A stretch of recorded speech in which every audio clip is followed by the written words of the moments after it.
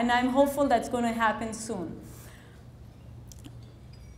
This is a map that I got from the CDC. Any one of you guys can literally Google CDC and put in the obesity trends. This is the government data, and we all like to believe that that's the most authentic source.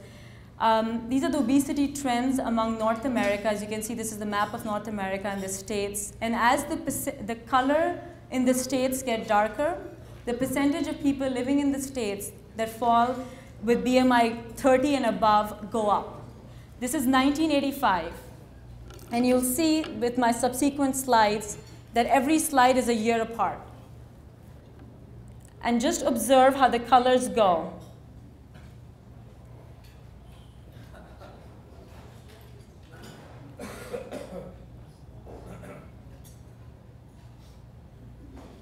This is not my data. This is what the government has been collecting. Which is why I thought that coining the term "Let's Unite in the Fight Against Obesity" is appropriate.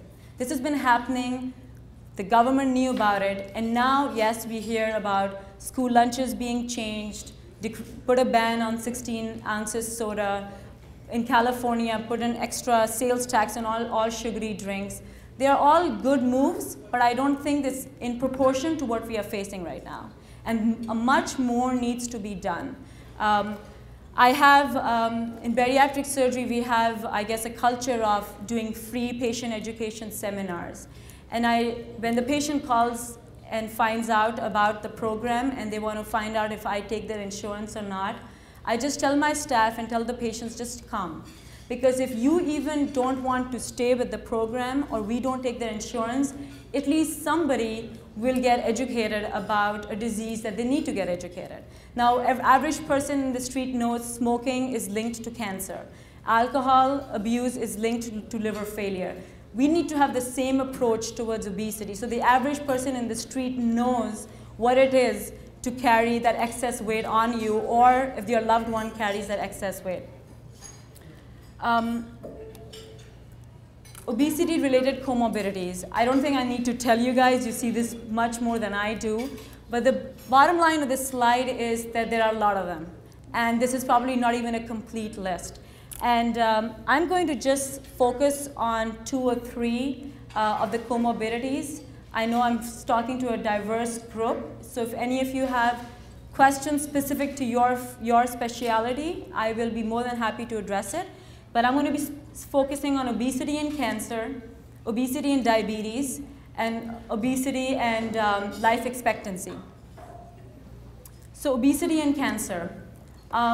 Cancer is a broad term. There are many cancers that fall into this category. But to keep it simple for an average internist's understanding, it's the SEER data, which is from National Cancer Institute, published in 2007, 34,000 new cases of cancer in men, that is 4%, and 50,000 new cancer in women, 7%, were due to obesity. This was published in 2007. And they predict that by the year 2030, 500,000 additional cases of cancer will be added just linked to obesity.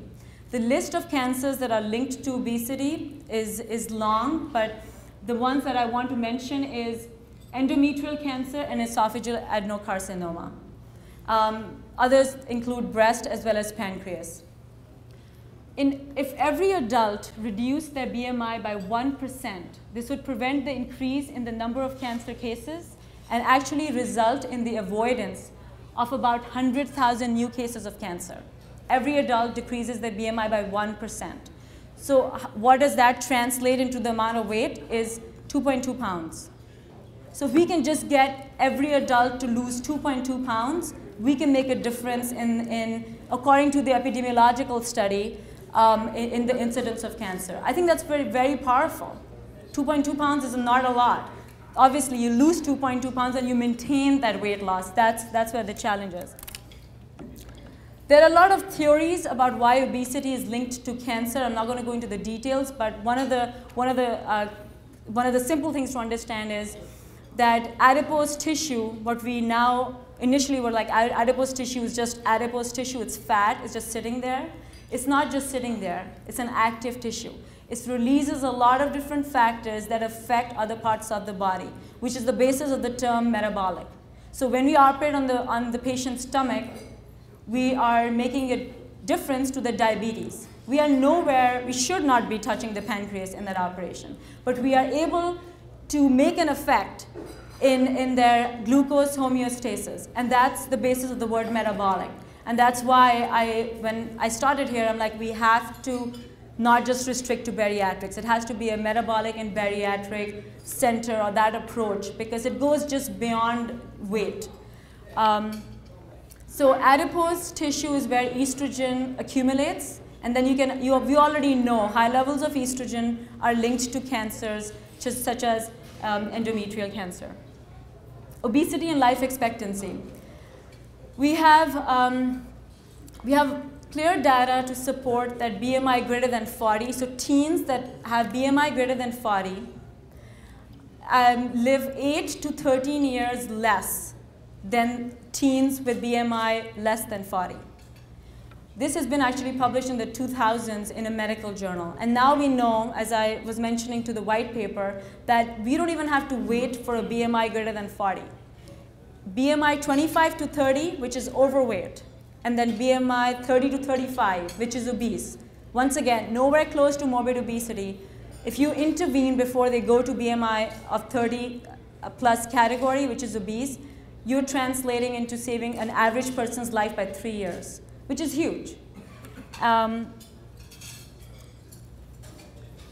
So I think these were, so these are quotations from the study. And I have to turn around. Can I? Okay, it's probably better. I should have done this a long time ago. Okay, BMI of 25, mortality was approximately 30% greater for each additional 5 points in the BMI. And I'm quoting this from a study which is published in Lancet 2009. The risk status was independent of age. And that's one of my other personal challenges. We shouldn't be keeping the bariatric surgery cutoff to 65. We should be expanding that. Also noted was an increased risk of stroke, MI, and diabetes. Overall, for class 1 obesity is the same BMI 30 to 35, which is the obese category. The lifespan was decreased by 3 years. Published in 2009 in Lancet. This is 2012. So this data has been around for a couple of years. Another quotation is from the Framingham database and the National Health and Nutrition Examination Survey. Is a special report in the New England Journal of Medicine. The increasing problems of obesity and its comorbidities, particularly type 2 diabetes, will override the benefits of other health advances, and a continued increase in life expectancy will not persist. In other words, all the hard work that we have put in fine-tuning the management of coronary artery disease, high blood pressure, diabetes, all of that, is going to be offset by the mortality that is associated with obesity, because it's becoming so prevalent. Bariatric and metabolic surgery, I kind of alluded to that. I'm going to take a few minutes to talk about the STAMPEDE trial, which I'm sure a lot of you guys know was published in the New England Journal of Medicine a few months ago. A lot of popular magazines and journals covered it also because of the magnitude of the impact of this, which was the role of surgery in the treatment of diabetes. This is our randomized trial in the US. And I want you to know that in Europe, the role of diabetes, the role of surgery for the treatment of diabetes has been well established. And they have been already putting that to use. But in America, I think we like to look at the numbers coming from an American trial, which is why I'm focusing on this.